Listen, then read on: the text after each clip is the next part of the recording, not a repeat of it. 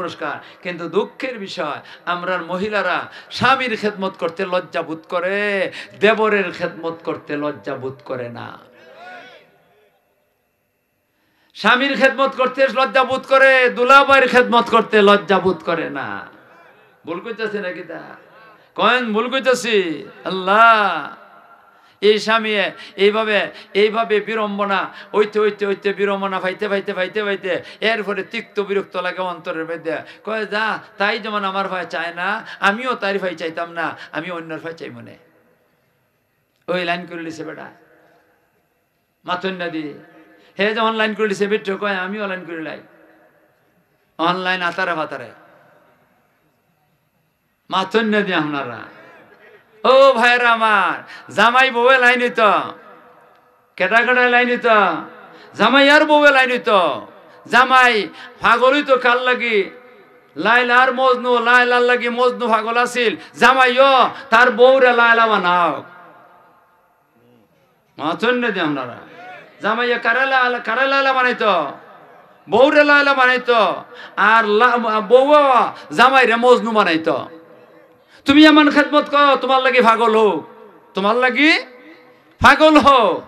আল্লাহ তুমি বিবি হগল রে, মা বোন হগল রে কথাগুলা বুঝবার তৌফিক দান করো, আমল করা তৌফিক দান করো। আল্লাহ রসুল কন এক হাদিসের মধ্যে নবীজির আছে, বুখারী শরীফে এই হাদিস আছে। নবীজি কন, ও বেটান তোমরা সদকা করো, এ বেটান তোমরা সদকা করো, এ বেটান তোমরা দান খয়রাত করো। দান খয়রাত কেন করতো? কারণ বয়ান করতেছেন। আমি তোমরা দেখেছি জাহান্নামের মধ্যে সংখ্যা বেশি। নবীজি মেরাজ গেছিল না, মাথন না দিয়ে আপনারা। আমি দেখেছি তোমরা জাহান্নামের মধ্যে মহিলা তোমাদের সংখ্যা বেশি। আর এমনি এক মহিলা কয়, লিমা ইয়া রাসূলুল্লাহ, ওগো নবীজি কেন মহিলারা সংখ্যা বেশি? মহিলারা সংখ্যা বেশি কেন? তখন আল্লাহ রসুল কইলা দুই কারণে। কয় কারণে? দুই কারণে।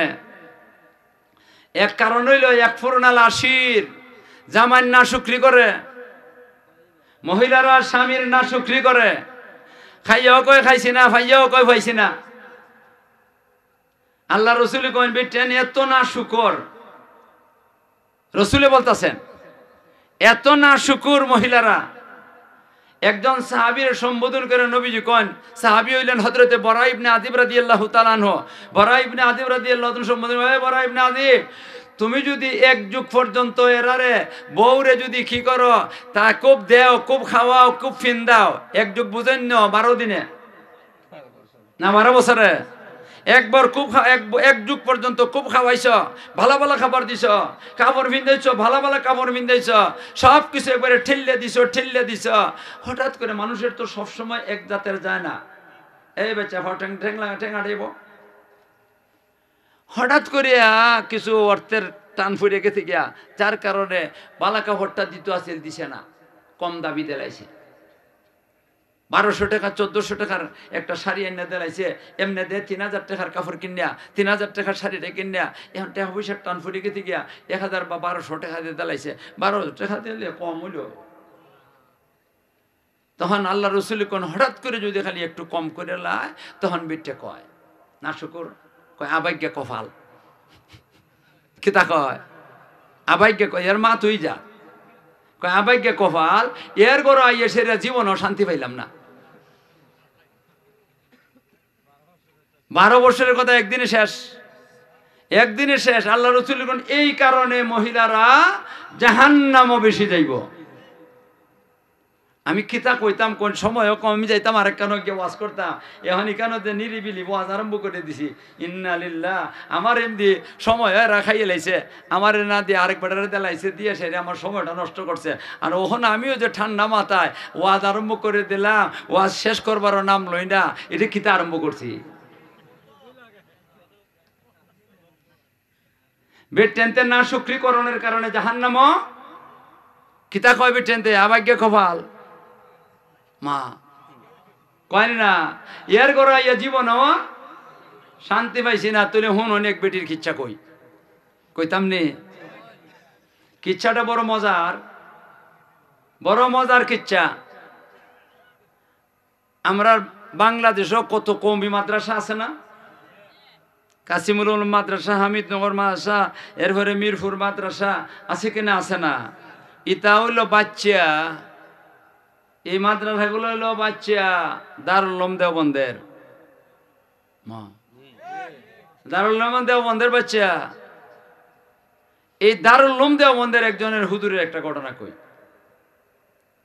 দারুল উলুম দেওবন্দের প্রথম ছাত্র যিনি হযরতে মাহমুদ হাসান দেওবন্দি রহমতুল্লাহ, উনি পড়তে পড়তে তো টাইটেল পাস করে এরপরে নিজেই মুহাদ্দিস হয়ে গেছেন গিয়া, শেখুল হাদিস বুখারী শরীফ পড়ায়। উনি যখন নাকি বুখারী শরীফ পড়াইতেন তখন বুখারী শরীফের জমাতের ছাত্ররা 4-500 আছে। এখন তো কত হাজার এই জমাতের ছাত্র, এই সময় 4-500 তো অনেক বেশি। তে প্রতিদিন নিয়মিত উনি ঘন্টা করেন।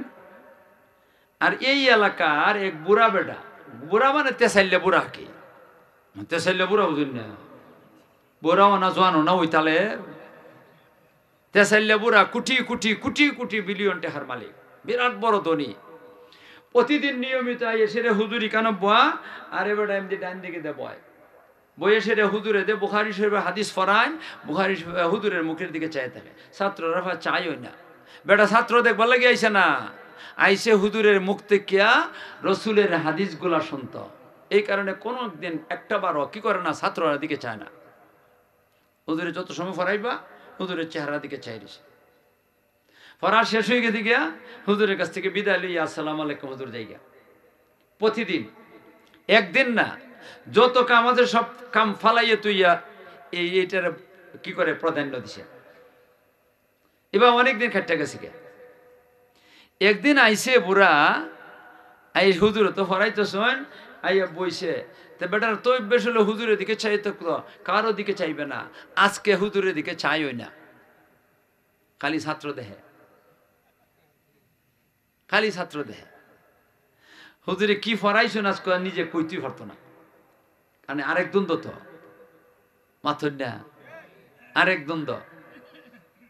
যখন নাকি হুজুরের ফরাজ শেষ হয়ে গেছে গিয়া, হুজুর যাইবেন গিয়া, বুড়া বেটা ক হুজুর আমার একটা কথা। কোন যাচ্ছে বেটা হুজুরে মহব্বত করে, হুজুরও তারা মহব্বত করুন। কি কথা? হুজুর আমি তো নিয়মিত এখানে আসি একমাত্র রসুলের হাদিসের লোভে। আপনার দিকে চাইতে কি আপনার মুখ থেকে রসুলের হাদিসের তর্জমাটা শুনি যে আমার অন্তরটা খুশি হয়ে যায়। প্রতিদিন আপনার চেহারার দিকে চাইতে কি একদিনও ছাত্রের দিকে চাইছি না, আর আজকে একবারও আপনার দিকে চাইছি না, এই ছাত্রর দিকে চাইছি। আমার একটা জিনিস জানন লাগে, আঙ্গুল দিয়ে দেখাইতেছেন, এই যে ছাত্রটা দেখা যায় একে হুজুর জিম ধরেছে, আল্লাহ জানে বুড়া কোনটা দেখছে, কোন অসুবিধা করছে। হ্যাঁ হুজুর এই